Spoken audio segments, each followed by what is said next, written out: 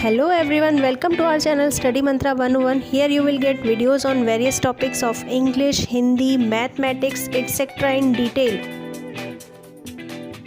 Hit the like button and share the video if this video is valuable for you. And subscribe this channel and set the notification bell to all for such educational videos. Today's subject is mathematics and topic is how to understand and solve a word problem. आज के इस video में हम जानेंगे कि word problem को कैसे solve करते हैं। मैथमेटिक्स में जो वर्ड प्रॉब्लम है उसको कैसे सॉल्व करते हैं, तो वीडियो को पूरा एंड तक ज़रूर देखिएगा। Okay, so without any delay let's start.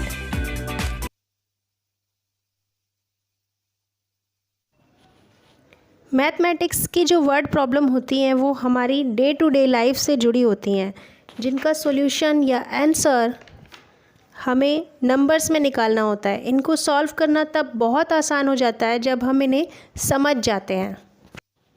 बच्चों के लिए ये वर्ड प्रॉब्लम थोड़ी सी टफ होती है। क्यों? क्योंकि उन्हें समझ नहीं आता कि इसमें करना क्या है। उनको ये नहीं पता चलता कि इसमें प्लस करना है, माइनस करना है, मल्टीप्लाई करना है या क्या करना है। एक्चुअली बेसिक मैथ उनको आती है कि प्लस कैसे करते हैं, माइनस कैसे करते हैं, मल्टीप्लाई कैसे करते हैं, बट उनको ये नहीं समझ में आता कि इस वर्ड प्रॉब्लम में एग्जैक्टली क्या करना है। कई बार ये वर्ड प्रॉब्लम बहुत सिंपल होती है, तो कई बार इसमें कुछ हिडन फैक्ट्स होते हैं। कई बार ये एक ही क्वेश्चन में 2 या 3 क्वेश्चन छुपे होते हैं, जबकि कई बार ऐसे वर्ड प्रॉब्लम डायरेक्टली तो कुछ और क्वेश्चन कर रहे होते हैं, पर इनडायरेक्टली कुछ और भी उसमें निकालना होता है, उसमें छुपे हुए क्वेश्चंस होते हैं। इतने सारे कॉम्प्लिकेशंस, तो अब हम इसे समझें कैसे? क्या कोई ऐसा तरीका है जिससे हम इस वर्ड प्रॉब्लम को आसानी से समझ सकते हैं, सॉल्व कर सकते हैं? हाँ, बिल्कुल है। तो वो क्या है? Let's see. In word problems को समझने के लिए कुछ पॉइंट्स होते हैं, और इन पॉइंट्स को हमें ध्यान में रखते हुए उन वर्ड प्रॉब्लम्स को समझना होता है। स्टेप बाय स्टेप उन्हें समझना होता है, सॉल्व करना होता है। वो पॉइंट्स हैं, first point is read the question carefully. Second is try to understand all the points of question and write them step by step. तो समझ में आ गया आपको? सबसे पहले हमें क्वेश्चन को ठीक से पढ़ना होता है, उसके बाद उसके सारे पॉइंट्स जो उस क्वेश्चन में मेंशन किए गए हैं उनको समझना होता है, और उनको स्टेप बाय स्टेप एक पेपर पे नोट करना होता है, जो भी पॉइंट्स उस क्वेश्चन में दिए गए। Okay, now the third point is find out what exactly it is asking for. It means कि हमें ये पता करना है कि इस क्वेश्चन में आखिर पूछा क्या जा रहा है, क्या फाइंड आउट करने के लिए क्वेश्चन हमें बोल रहा है। And fourth and the last point is what should be the proper solution.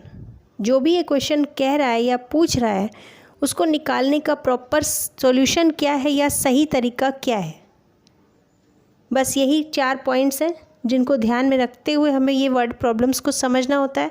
सबसे पहले हमें क्वेश्चन को ध्यान से पढ़ना होता है, फिर उसके पॉइंट्स को देखना होता है, क्या क्या पॉइंट्स उसमें मेंशन किए गए हैं उनको राइट डाउन कर लीजिए, उनको पेपर पे एक या नोटबुक पे स्टेप बाय स्टेप नोट कर लीजिए।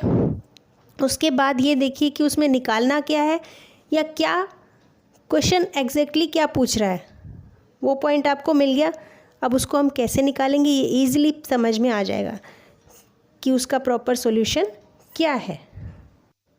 अब इसको अच्छे से समझने के लिए हम कुछ वर्ड प्रॉब्लम के एग्जाम्पल्स लेंगे और देखेंगे कि इसको कैसे सॉल्व करते हैं। तो क्वेश्चन नंबर 1 है, Akash had rupees 1,860. He bought a shirt for rupees 1,150.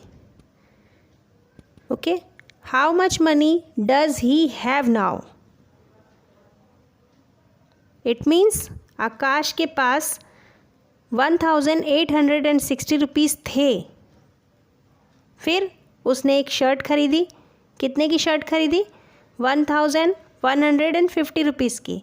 अब ये क्वेश्चन क्या पूछ रहा है कि उसके पास अब कितने रुपए बचे हैं, या अभी उसके पास कितने रुपए हैं।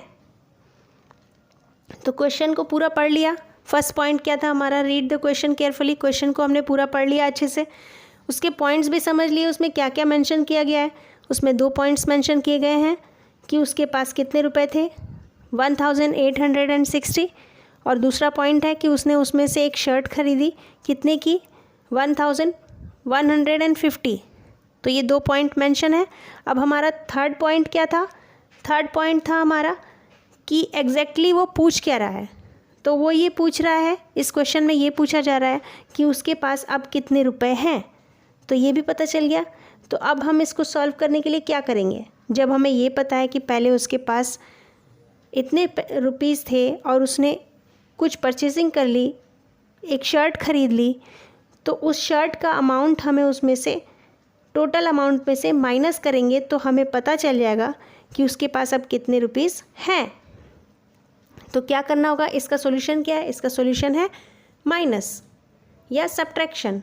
तो ईज़िली जब कोई वर्ड प्रॉब्लम समझ में आ जाती है तो उसमें क्या करना होता है ये ईज़िली पता चल जाता है। तो इस क्वेश्चन में हमें माइनस करना है। ओके, तो इन वर्ड प्रॉब्लम के कुछ और एग्जाम्पल्स को हम नेक्स्ट वीडियो में सॉल्व करेंगे। So that's all for today, see you in next videos, till then bye bye.